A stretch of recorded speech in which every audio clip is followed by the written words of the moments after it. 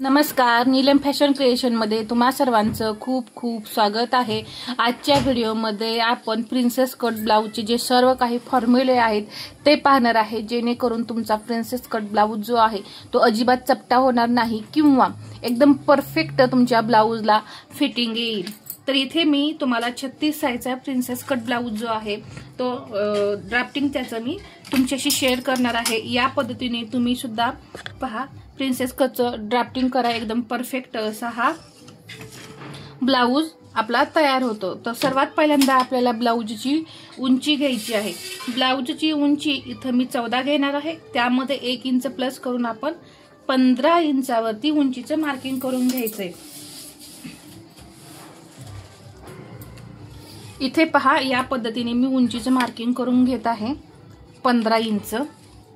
अजून एकदा असंच आपण 15 इंचावरती एक पॉइंट देऊन उंचीचं मार्किंग करून घेऊया। इथे आपण आता शोल्डरचं मार्किंग करून घेऊ। पहा डीप नेक म्हणजे 10 इंचाचा आहे। जर जेव्हा तुम्ही 12 इंचाचा डीप नेक कटिंग कराल त्यावेळेस इथं 5 इंच शोल्डर घ्या। इथं आपण 10 इंचाचा डीप नेक कटिंग करणार आहे, म्हणून इथे मी 5.5 इंच घेतलेलं आहे। या पद्धतीने तुम्ही शोल्डर घ्यायचे आहेत। पहा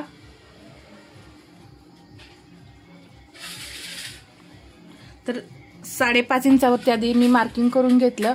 अजून एकदा असंच आपण 5.5 इंचावरती मार्किंग करून घेऊया। मुंडा घेऊ आपण 5.25। तर लक्षात घ्या शोल्डर 5.5 आणि मुंडा 5.25 इंच मी घेतलेला आहे। इथे एक अशी लाईन ओढून घेऊ। ही पद्धत जी आहे ती तुम्ही एकदा नक्की ट्राय करा, पहा एकदम परफेक्ट ब्लाउज तुमचा तयार होईल। 36 चा चौथा भाग इथं 9 इंच येतो आणि याच्या पुढे हे 1.5 इंच मार्जिन। कंबर 7.5 इंच चौथा भाग, त्यामध्ये 1 इंच टक्स साठी आणि हे 1.5 इंच मार्जिन। मी जी मेथड सांगणार आहे त्या मेथड प्रमाणे तुम्ही कोणतीही साइज जी आहे ती कटिंग करू शकता। पहा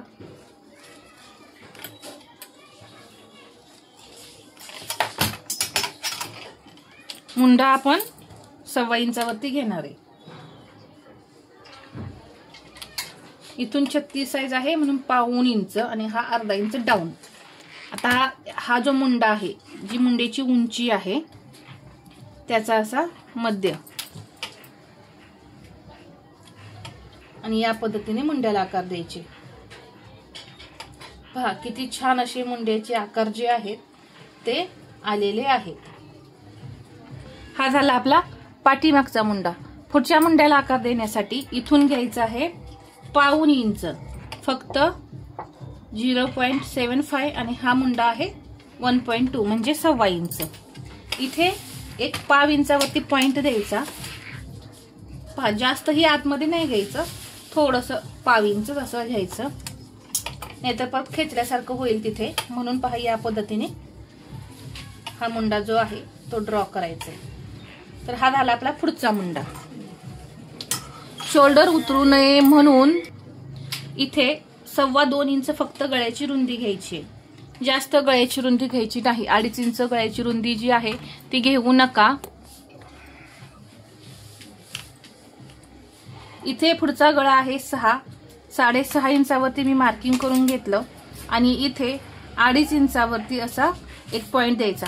वरती जरी आपण कमी गळा घेतला तरी या इथे आपल्याला जास्त घेतलं तरी चालतं, जास्तच घ्यायचं आहे म्हणजे गळा थोडासा ब्रॉड होतो।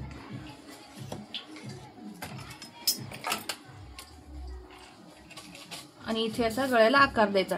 जर तुम्हाला असा खोलगट द्यायचा नसेल तर तुम्ही पहा या पद्धतीने सुद्धा गळ्याला आकार असा देऊ शकता।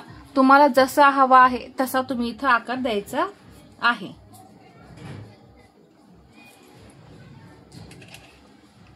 या पद्धतीने मी गळ्याला आकार दिला। इथे 1/2 इंच शोल्डर जे आहे ती मी पहा इथं डाऊन केलं। आता इथे सर्वात पहिल्यांदा आपल्याला टक्स पॉइंट काढायचे। तर प्रिन्सेसला आकार जर जमत नसतील तर पहा मी जी पद्धत सांगते ती पद्धत वापरा, एकदम परफेक्ट आकार येणार आहेत। आता उंचीनुसार सुद्धा आपल्याला टक्स पॉइंट कधी कधी वाढवावा लागतो। 36 चा चौथा भाग होतो 9, त्यामध्ये मी 1 इंच मिक्स करून पहा 10 इंचावरती इथं टक्स पॉइंट घेणार आहे। जर मला असं वाटलं कमी पडतोय तर आपण ते थोडंसं अर्धा इंचाने वाढवू शकतो, काही प्रॉब्लेम नाही. तर पहा इथं 10 इंचावरती मी असं मार्किंग करून घेतलं. परफेक्ट असं आपला हा टक्स पॉइंट आहे. 15-16 इंच जेव्हा उंची असते त्यावेळेस तुम्ही अजून थोडंसं अर्धा इंच किंवा 1 इंच तुम्ही डाऊन जास्त घेऊ शकता. इथे पहा पाव इंच आपल्याला हुक आय पट्टीसाठी मार्जिन घ्यायचंय. पहा या पद्धतीने हे मार्जिन जे आहे ते मी घेतलं हुक आय पट्टीसाठी. इथे मात्र आता आपल्याला छातीचा 10वा भाग करायचा आहे या लाईन पासून. तर 36 छाती आहे, त्याचा 10वा भाग करण्यासाठी 36च्या मध्ये असा एक पॉइंट द्यायचा. 3.6 म्हणजे 3.5, त्यामध्ये आपण अर्धा इंच मार्जिन मिक्स करायचं आणि 4 इंचावरती मार्किंग करून घ्यायचंय. कारण हे जे दोन्ही पार्ट आहे जेव्हा आपण जोडतो त्यावेळेस आपल्याला अर्धा इंच मार्जिन लागतं, म्हणून इथे आपण एक्स्ट्रा अर्धा इंच मार्जिन मिक्स करायचं. इथे 4 घेतलंय तर इथे 3.5 इंच घ्यायचंय. इथे मी असं 3.5 इंच घेतलं आणि ही जी लाईन आहे ती ओढून घ्यायची. ओढल्यानंतर ही जी लाईन आहे पहा जास्त ही अशी तिरकी नाही करायची, थोडी अशी इथून तिरकी करून इथे ही लाईन अशी ओढून घ्यायची. पहा एकदम परफेक्ट इथं मी तुम्हाला जे आकार आहे ते द्यायला शिकवणार आहे. इथून टक्स जो आहे तो 2.5 इंच घ्यायचा. किती घ्यायचा? 2.5 इंच. कमी घेऊ नका. जर तुम्ही टक्सची रुंदी जी आहे ती कमी घेतली तर तुमचा प्रिन्सेस ब्लाऊज जो आहे तो चपटा होतो. तर तो चपटा होऊ नये यासाठी पहा आपल्याला परफेक्ट टक्स घ्यायचा आहे. इथून मी घेते 1.5 इंच. सरळ 1.5 इंचावरती लाईन ओढून ही तिरकी लाईन ओढून घ्यायची.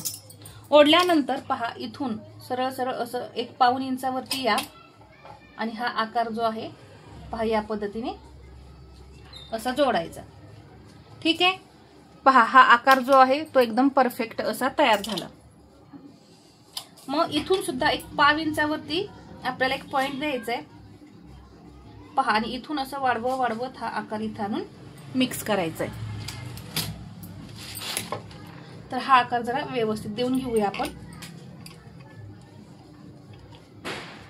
पहा या पद्धतीने इथे या पद्धतीने तुम्ही प्रिन्सेसला आकार द्यायचा आहे. इथे अर्धा इंच आपण डाऊन करू तर जास्त घेऊ, कारण आपल्याला प्रिन्सेसचा हा जो पप आहे इथे आपण टक्स जास्त घेतलाय. जेव्हा स्टिच करतो त्यावेळेस इथला पप जो आहे तो असा उभारून येतो, त्यावेळेस ब्लाऊज थोडा वरती सरकल्यासारखा होतो. मग ब्लाऊजची पुढच्या भागाची उंची जी आहे ती कमी पडू नये म्हणून आपण या पद्धतीने घ्यायचं आहे. आता इथला भाग हा जो भाग आहे हे 2 भाग जोडले जाणार, त्यासाठी आपल्याला इथे अर्धा इंच मार्जिन लागणार आहे. तर ते अर्धा इंच मार्जिन मी इथे घेतलेलं आहे. कुठे कुठे मी कसं वाढवते हे पहा. आपला 7.5 हा कमरेचा 4था भाग आहे. तर त्यासाठी पहा इथे आपण हे हुक आय पट्टीसाठी मार्जिन घेतलेलंच आहे, परंतु हा पार्ट जोडण्यासाठी आपल्याला इथं अर्धा इंच मार्जिन हवं आहे. तर ते सोडून हे किती भरतंय? 3 इंच. पहा इथे हे किती भरलं? 3. याच्या पुढे सुद्धा इथं हा पार्ट आपल्याला हे दोन्ही जोडणार, त्यासाठी सुद्धा हे अर्धा इंच मार्जिन सोडून 7.5 4था भाग आहे तर ते 3 इंच इथं आपलं आलं. इथे हे 3 इंच आपण घेतलेलं आहे पहा या इथे. तर बाकीचे जे आहेत ते आपण इथं हे करून घेऊ. पहा 7.5 3 इंच हे, तर हे 3 इंच सोडून आपण इथं बाकीचं मार्किंग करून घेतलं.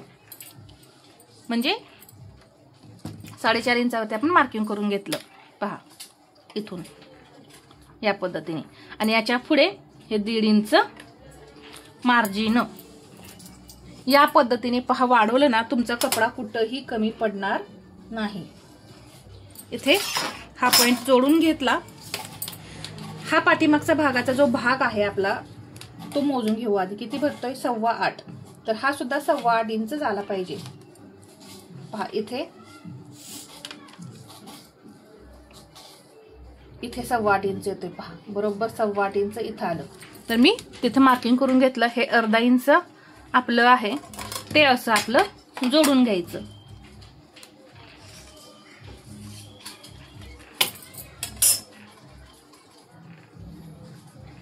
या पद्धतीने. आता हा जो भाग आहे तो किती येतोय हे पाहूया.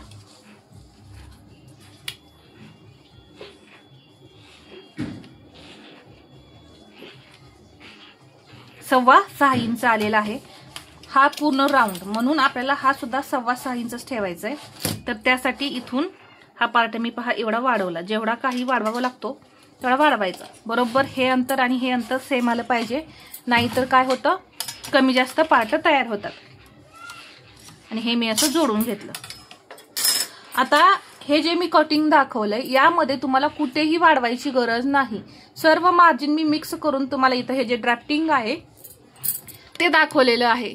तुम्हाला पेपर जर तुम्ही या पद्धतीने कटिंग केला तरी तुम्हाला ब्लाउज पीस वरती कुठेही वाढवावं लागणार नाही। तर ही पद्धत एकदा नक्की ट्राय करा आणि अशा पद्धतीने तुम्ही सुद्धा कटिंग करून पहा। तर हा आजचा व्हिडिओ तुम्हाला कसा वाटला हे मला कमेंटमध्ये सांगा आणि व्हिडिओ आवडला असेल तर लाईक करा, शेअर करा आणि असेच नवनवीन व्हिडिओ पाहण्यासाठी आपल्या चॅनलला सबस्क्राईब करायला विसरू नका। धन्यवाद।